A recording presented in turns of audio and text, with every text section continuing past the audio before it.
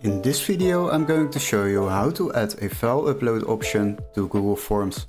So what we will do, we will open our Google Forms and after that we will create a new blank form. So select that option, then make sure you add a title like example form, and after that we will add a new question. So what you can do is click on this menu where you see the plus sign and then select the plus sign to add a new question. The next option is to create a question like upload your file here. Now then select the option multiple choice on the right side and then this menu will be opened, and here we can select file upload.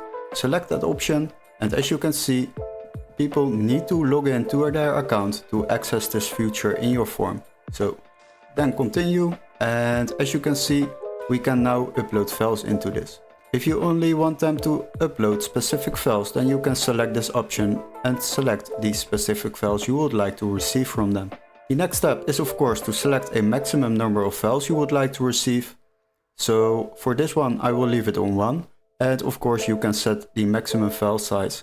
If you would like to make it bigger, then select the preferred size, and after that you can select this option required, because you would like to make it required for people to answer this question.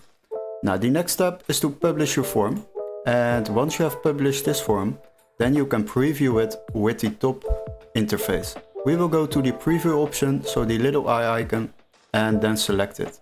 Now if people open your form, they will see the upload option. So upload your file here, and the file size is supported till 100 MB. As you can see, we can now add a file over here by clicking on it.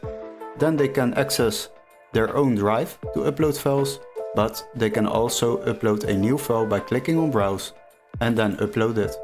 As you can see, they are now able to upload files into your Google form.